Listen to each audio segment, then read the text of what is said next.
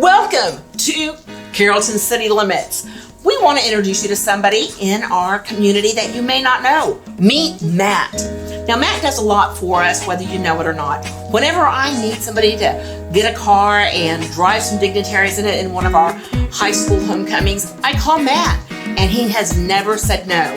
And he shows up, and he doesn't just bring a one or two cars. He brings these spectacular cars from his car collection. And today I want to introduce you to Matt, and I'm going to show you what he does. Car collecting holds significance on multiple levels.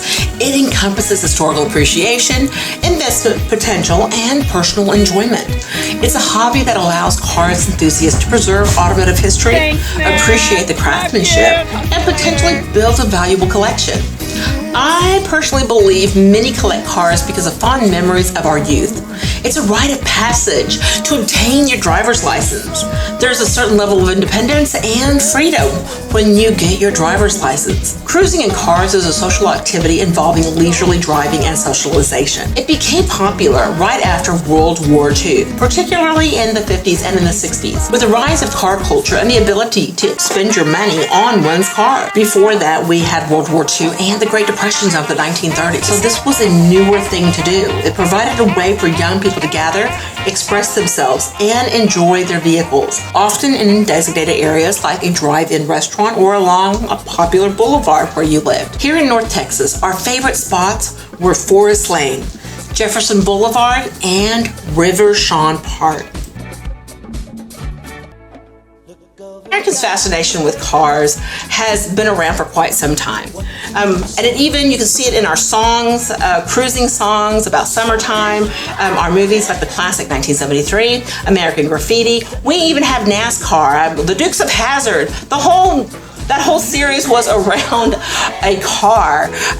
Talladega Nights. I can go on and on with the Fast and the Furious, Cannonball Run, and we can continue talking about our fascination with cars. Thus created this car phenomenon and why people collect them. Again, I'm going to go back to, I think it takes us back to days of our youth.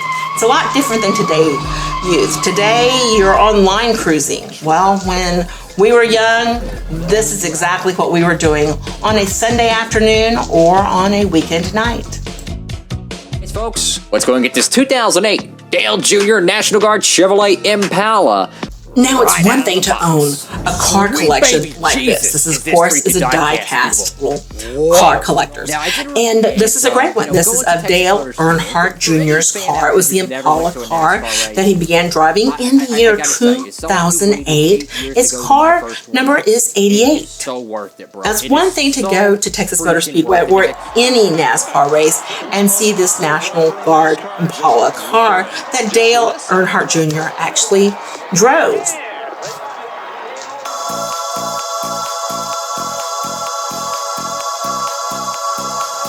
Now it's a completely different thing when you know someone who actually owns this car as their own private car collection.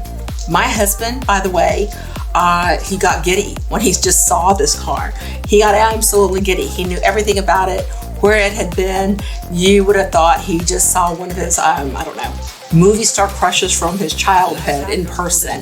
He couldn't get a grin off of his face when he saw this in person.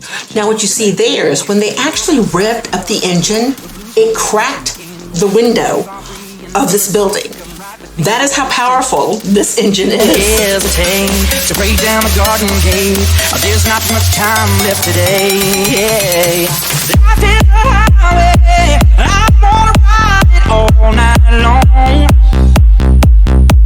If you go in my way, well, I wanna drive it all night long. I wanted to give you a few moments just to look and appreciate a rare car like this. Now, this one does not belong to Matt. This one he's housing for somebody else, but this is in his private collection that he keeps. And I had to share it.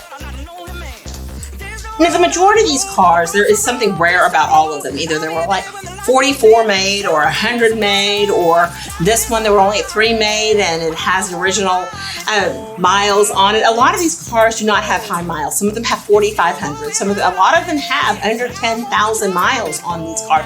So these cars are rare. These cars are not sold to actually drive. They are sold to appreciate like a fine piece of art. Now, Matt got his love for cars actually right here locally in North Texas by driving up and down and cruising the streets of Forest Lane. He also went to W.T. White, so you may have seen him at one point. $12,000 for a car? This you gotta see. It's a marvelous machine, but who's allergic to money? Welcome to the world of Cadillacs. This is 1958 Cadillac, and in 1958, this car cost over $12,000. In that same year, the median family income in the United States was $5,100. The average cost of a new car in that same year started around $1,400 for a brand new car. So this was an absolute luxury, going on up as high as a Rolls Royce then. Power equipment is everywhere. Seats, steering, brakes. Now I'm showing you this video of this Cadillac because I'm going to show you another unique car that is personally in Matt's own car collection.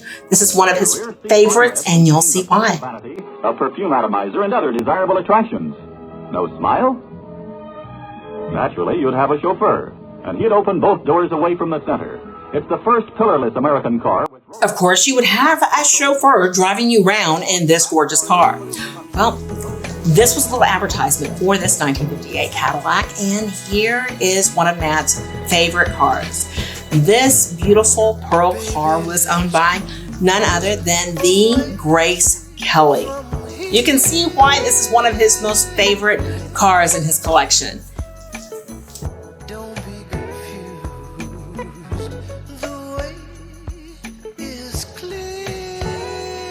Matt is just one of many incredible people that make up the beautiful fabric that holds the city of Carrollton together.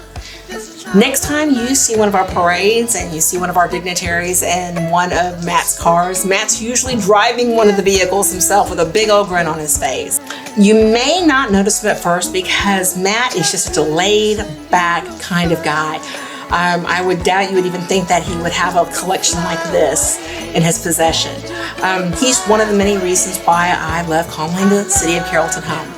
I hope that this inspires you to get involved and you can start meeting some people and that you don't know live here in Carrollton, and perhaps this will also inspire you so that we can get to know you and tell your story here on Carrollton City Limits. Until next time, thanks y'all.